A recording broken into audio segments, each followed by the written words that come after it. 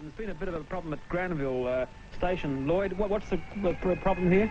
Well, what we know so far is that a rail bridge, a train bridge at Granville has collapsed.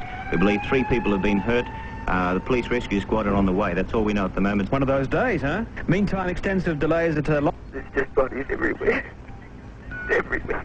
I thought it was just the carriage under the bridge at first, but then I had a look on the other side of the bridge at the locomotive's on its side, and one carriage, all you can see is the floor of it. It's on its side. It's had the top ripped off it. The others have jackknifed into it. It's just dreadful. Ma'am, have you got somebody in there? I think so. Can I go and see?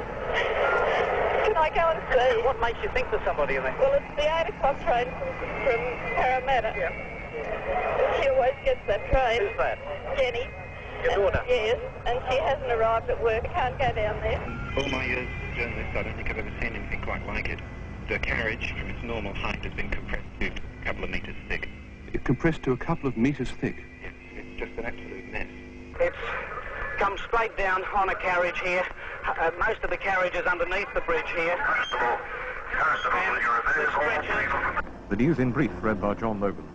An overhead road bridge has collapsed on an interurban train in Sydney's western suburbs, and as many as 200 people could be trapped. The Public Transport Commission said a short while ago the locomotive and 1 carriage is on its side, and another 2 carriages are trapped under the wreckage of the bridge. The accident occurred on the Bold Street overpass at Granville and involved the 6 train from Mount Victoria in the Blue Mountains. Gas is escaping from ruptured mains and electrical power lines have been brought down. Some injured have already been taken to Parramatta Hospital. All available police and ambulance personnel are on the scene. More details as they come to hand. Well, it's really pathetic here at the moment. There are relatives starting to arrive from up the line and from down the line. Many of them are just completely hysterical. I saw one lady, tears streaming her eyes, ran up to a badly injured person on a stretcher and just pulling his arm and saying, "What time did it leave? What time did it leave?" Front carriageway. Yeah, the front carriage. I was underneath the seat, and I must have been knocked off for a second. I don't think I sustained any injuries because there was covered in blood. What happened? I pulled somebody out. I don't know, the 2 people in front of me, one bloke had his ear off and he was in bad shape. And it's now 8 minutes to 10. I'd like to tell you once again that the Blood Transfusion Service in Sydney has made an urgent appeal for donors of all types of blood. I'll repeat that, all types of blood. And I was there a little before 9 o'clock. There was this great scene, and I could see straight away how bad it was from the air. This gave me a pretty good picture of it, really. But before I'd arrived, almost all of the rescue squad had arrived. The whole squad was there and in action, and I just had time to see them and say, what a frightful mess this is. I remember asking, were there any alive? And there were people coming from everywhere. Once they told me there were live people here, and some of the rescue squad were already burrowing down underneath the main slab, cutting their way in with their equipment.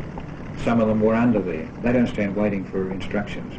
The first one there, if he can, he'd start to work to save life. They're all conscious of getting people out quickly. That's the name of the game. They're all very brave people, and they've all been in very dicey situations. I couldn't believe there'd be anybody alive underneath. And then I went in underneath and found this hell on earth. The slab had come down, and the people were crushed down to within about, at that stage, about 14 inches of the deck of the carriage. And I came upon Bill Fay halfway down the train with that girl, and what had happened was, as they were crawling through, they thought nobody was alive there. She said, "I'm alive," and smiled. And they took 9 hours to cut her out. But I had a bit of a look around and still couldn't find Joe Beecroft. He's the chief of the rescue squad. I don't know, he must be a rabbit. He actually got underneath the train and up underneath where the slab abutted to the ground, and I reckon there was about 6 inches round there. And a doctor got through with him too. And they found the man there alive, and they took several hours, about 6 hours, to get him out, and he's quite all right. And then we got this bloody gas. Every one of these particular trains carries 2 bottles of LP gas because they go up the mountains. And this was to have a tremendous effect on them. If I use an oxy-torch, it's bang on that I'll start a fire. And that really, that to me, grabbed me in a great sense of frustration. So everything had to be cut with carborundum saws, and we were 9 hours cutting these girls out. Then the slab came down. The slab shifted down 2 inches, even while our fellows were wedged in there, pinning 2 of our rescuers and crushing one of our porta outfits like butter. And this is when one of the doctors wanted one of our fellows to leave. He wouldn't leave, and neither would the doctor, because we got a few surprises.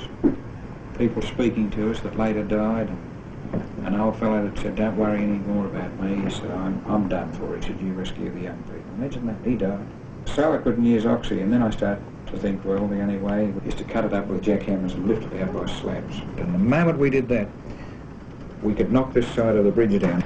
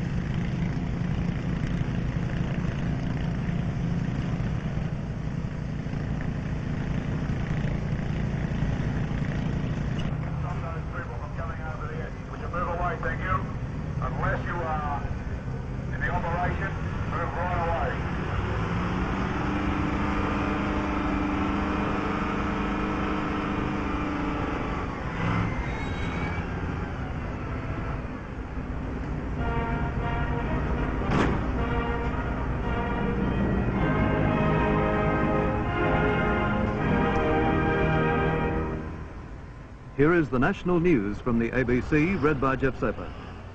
Police have put the death toll in the Granville train disaster at 80.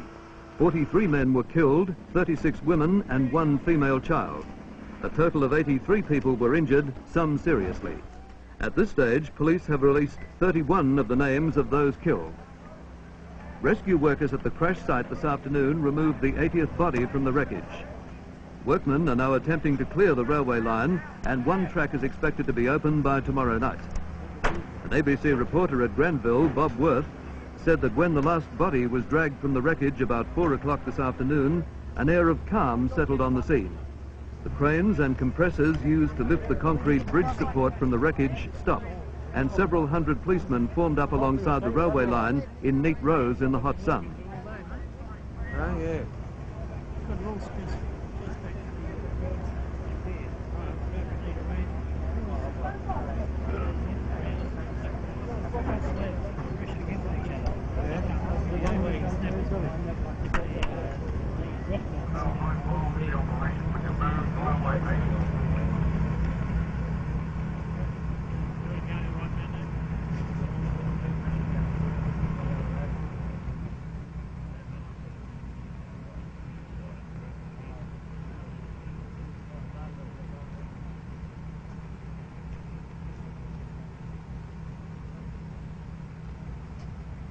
The Granville death toll rose to 82 today, with the deaths of 2 more victims in hospital.